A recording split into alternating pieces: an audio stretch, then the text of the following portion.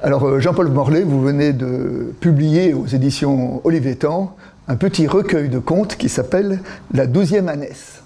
Alors donc c'est un recueil de contes, de paraboles, d'apologues, bon vous appelez ça des contes. Vous êtes pasteur, aujourd'hui un peu à la retraite, mais dites-nous comment avez-vous découvert les contes et comment les avez-vous utilisés dans votre histoire? Oh, pour ce qui est de les découvrir, je crois que ça a été comme tout le monde. Ma mère me racontait des choses, souvent soit un peu de la Bible, soit aussi de Mowgli, du livre de la jungle.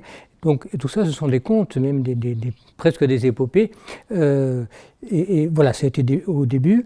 Et quand on m'a mis au louveteau, il y a un grand récit, celui de Mowgli, bien sûr, de Kipling, et puis qui alimente toute la vie, l'histoire des louveteaux. Et ensuite, chez les éclaireurs, on raconte des histoires, on invente des histoires. J'étais ensuite chef, et pour faire des grands jeux de 2-3 jours, on crée quelque chose, on compte un récit, et puis on en raconte aussi, et puis on lit aussi des paraboles, les paraboles de Jésus, sorties de la Bible. Voilà, donc ça se fait tout seul. Alors donc, vous avez découvert et les contes vous ont accompagné depuis votre enfance, et y compris dans le scoutisme, et puis un jour vous êtes devenu pasteur. Oui, c'est vrai, pas tout de suite, mais je suis devenu pasteur, et là j'ai constaté que Jésus parlait en paraboles, et donc en contes, et qu'effectivement c'était souvent les passages de la Bible qui nous parlaient le plus. Et même le Premier Testament, c'est en grande partie des très grands contes, plus que des comptes rendus. Donc vous avez utilisé les contes dans votre catéchèse, dans vos prédications, dans vos cultes Oui, dans tout. Dans la catéchèse, dans l'étude biblique, quand il y avait moyen, dans les cultes aussi, les prédications, même dans les obsèques et dans les mariages, parce que tout simplement, ça parle mieux que tout le reste. Et dès qu'il y a un conte, tout le monde écoute. Tout le monde écoute, ne perd pas un mot en général, et comprend le sens, parce qu'on comprend toujours. Donc ça parle très bien. D'abord, on a l'attention de ceux qui écoutent, et puis on a aussi le plaisir de voir le leur. Des contes jusque dans les services funèbres? Oui.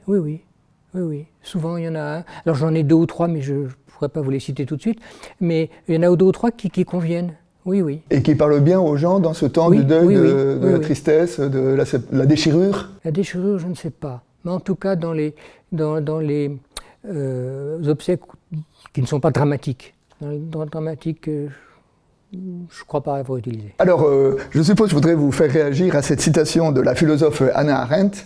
Et Hannah Arendt disait « Aucune philosophie, aucune analyse, aucun aphorisme, quelque profond qu'il soit, ne peuvent se comparer en intensité et en plénitude avec une histoire bien racontée. » Ah, mais c'est absolument ça. Mais je l'ai découvert progressivement, et mon emploi des contes n'a fait que s'accélérer. Au début, c'était de temps en autre, et maintenant j'en glisse toujours une dans un culte ou dans une conférence, toujours, parce que ça parle, c'est une merveille. Et est-ce que vous n'avez pas peur que de raconter des contes, ça transmette un peu le message que l'évangile c'est quelque chose pour les enfants? Les contes, c'est fait pour tout le monde, les enfants et les adultes et les anciens, et ils les aiment tous et ils les comprennent. Parfois pas au même niveau, mais ils les comprennent. Je ne pense pas qu'on trouve que la Bible soit enfantine. Et je remarque même que les textes du Premier Testament, cette fois, qui sont les moins intéressants, ce sont ceux qui ne racontent rien, notamment Esdras et Néhémie. Alors que tous les autres sont des récits. Presque tout le reste sont des récits. Parce que ça parle, ça dit quelque chose, alors qu'Esdras et Néhémie, bon, j'ai rien contre. Donc vous voulez dire par là que les contes, c'est un moyen privilégié utilisé par la Bible elle-même? Oui, privilégié, absolument. Et j'aurais tendance à penser que s'il n'y avait pas toutes ces paraboles et tous ces récits, Premier et Nouveau Testament, peut-être qu'on aurait un peu plus oublié les Bibles. Alors, vous dites donc ce livre que vous nous proposez donc avec ces exemples de contes, et dans la préface, vous dites que l'origine de ce recueil vient du confinement.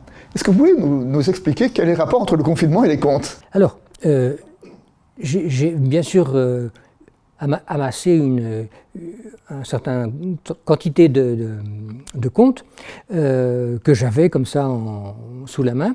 Et puis le confinement, on ne peut plus se parler, il n'y a plus de culte, il n'y a plus de catéchisme. Alors j'ai commencé à mettre tous les jours sur Facebook une petite phrase. Et puis quand j'ai plus de petites phrases, je me suis dit, j'ai des contes, c'est encore mieux. Et donc j'en ai posté une chaque jour. Et je me suis dit, mais c'est formidable quand même.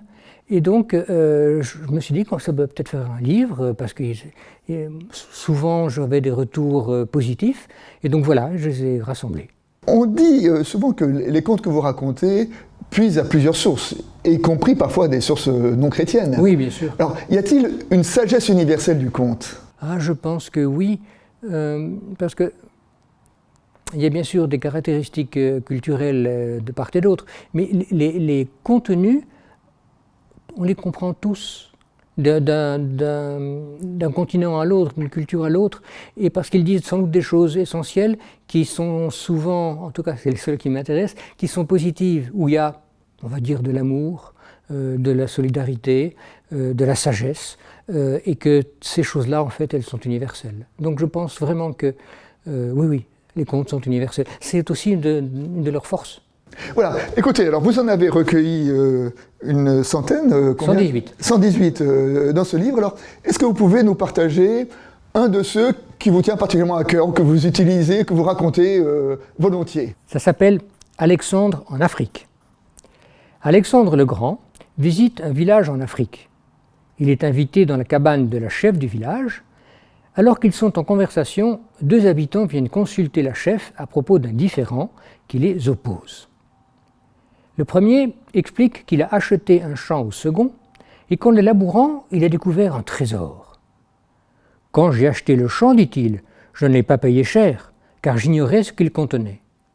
J'ai donc proposé de rendre le trésor à l'ancien propriétaire, mais il ne veut pas. » L'autre interlocuteur répond « Quand j'ai vendu mon champ, j'ai abandonné tout droit sur cette propriété.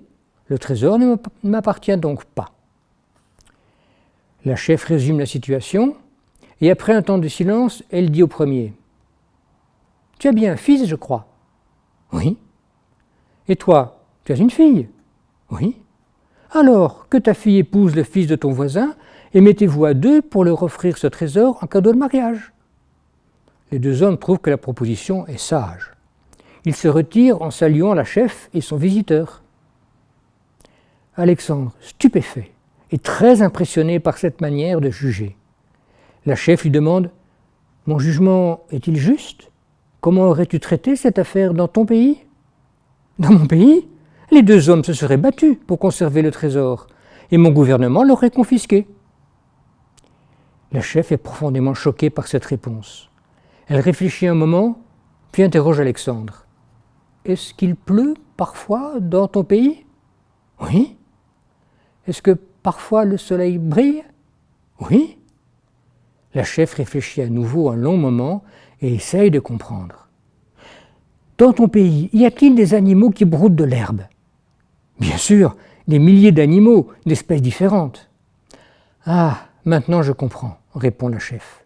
C'est pour le salut des animaux que le Seigneur fait tomber la pluie et fait briller le soleil, parce que les hommes de ton pays ne méritent pas une telle bénédiction. Merci pour les animaux.